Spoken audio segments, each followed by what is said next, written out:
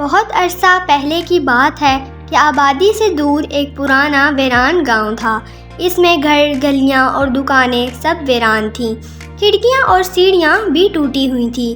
یہ جگہ چوہوں کے بھاگنے، کودنے اور گل مچانے کے لیے بڑی عمدہ تھی۔ اس گاؤں میں چوہے صدیوں سے رہ رہے تھے۔ انہیں اس گاؤں میں کسی کے آنے جانے سے کوئی فرق نہیں پڑتا تھا۔ چوہوں کے لیے یہ ایک بہترین دور تھا۔ انہوں نے ان پرانے گھروں اور عمارتوں میں سرنگیں بنائیں، بھول بھلیا بھی بنائے۔ ان کے تو یہاں مزے تھے۔ وہ یہاں کھل کر موج مستی، دعوتیں اور پارٹیاں بھی کرتے تھے اور یوں وقت گزرتا گیا۔ ایک دن ہاتھیوں کا ایک بہت بڑا غول، جن کی تعداد درجنوں میں تھی، گاؤں سے گزرتے ہوئے مغرب کی جانب ایک بڑی جھیل کی طرف بڑھ رہا تھا۔ تمام ہاتھی چلتے چلتے سوچ رہے تھے کہ جھیل کے ٹھنڈے پانی میں نہانے میں کتنا زیادہ مزہ آئے گا۔ وہ بیچارے نہیں جانتے تھے کہ جب وہ گاؤں سے گزر رہے تھے تو ان کے قدم چوہوں کی بنائی ہوئی سرنگوں اور بھول بھلیوں کو روند گئے تھے۔ ہاتھی تو یہاں بڑی گڑبڑ کر گئے تھے۔ چوہوں نے فوراً میٹنگ بلائی۔ اگر ان کا گول واپس دوبارہ ادھر سے ہی گزرا تو ہم برباد ہو جائیں گے، ایک چوہا بولا۔ دوسرے نے پکارا، ہم انہیں اب موقع ہی نہیں دیں گے۔ اب کچھ دلیر چوہوں کے ایک گروپ نے ہاتھیوں کے قدموں کے نشانات کا جھیل تک پیچھا کیا۔ وہاں انہیں ہاتھیوں کا بادشاہ ملا۔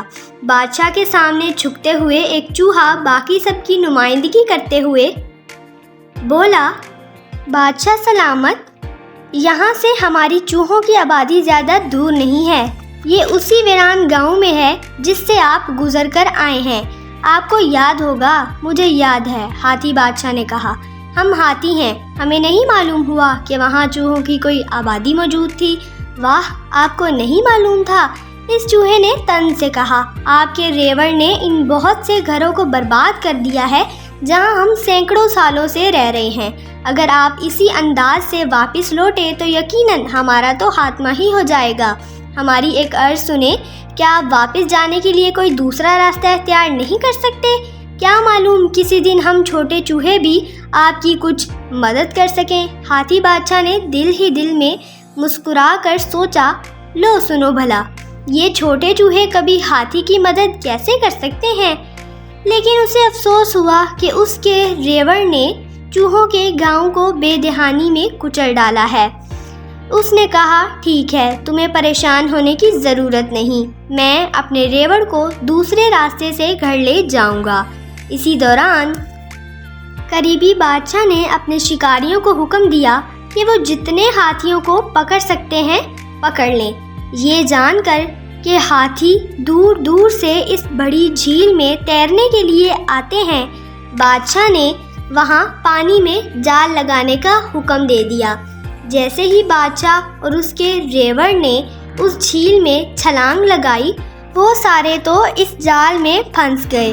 2 دن بعد شکاریوں نے ہاتھی بادشاہ اور اس کے ریوڑ کو بڑی بڑی رسیوں سے بے دردی کے ساتھ کھینچ کر جھیل سے باہر نکالا اور انہیں جنگل کے موٹے اور مضبوط درختوں سے باندھ دیا۔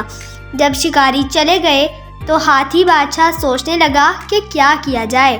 وہ سب درختوں سے بندھے ہوئے تھے سوائے ایک ہاتھی کے۔ وہ آزاد تھا کیونکہ اس نے جھیل میں چھلانگ نہیں لگائی تھی۔ ہاتھی بادشاہ نے اسے پکارا اور ہاتھی بادشاہ نے اس سے کہا کہ وہ فوراً اس ویران گاؤں جائے اور چوہوں کو یہاں لائے۔ جب چوہوں کو اس بات کا علم ہوا کہ ہاتھی بادشاہ اور اس کا ریوڑ اس بڑی مصیبت میں ہے تو وہ جھیل کی طرف بھاگتے ہوئے آئے تاکہ ہاتھیوں کو بچایا جا سکے۔ بادشاہ اور اس کے ریوڑ کو بندھے ہوئے دیکھ کر وہ تیزی سے رسیوں کے پاس پہنچے اور اپنے تیز ترین دانتوں سے انہیں کترنے لگے۔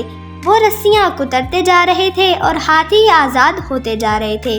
انہوں نے جلد ہی موٹی رسیوں کو اپنے دانتوں سے کتر دیا اور تمام ہاتھی رسیوں سے آزاد ہو گئے۔ تمہارا بہت بہت شکریہ، تم نے ہم سب کو آزاد کیا، بادشاہ ہاتھی نے کہا۔ ہاتھیوں کے ریوڑ نے گھر واپسی کا نیا راستہ اختیار کیا اور یوں چوہوں کی برادری آنے والے کئی سالوں تک زندہ رہی۔ امید کرتی ہوں کہ آپ کو یہ کہانی پسند آئی ہوگی۔ اگر پسند آئی تو اسے لائک سبسکرائب ضرور کریے گا۔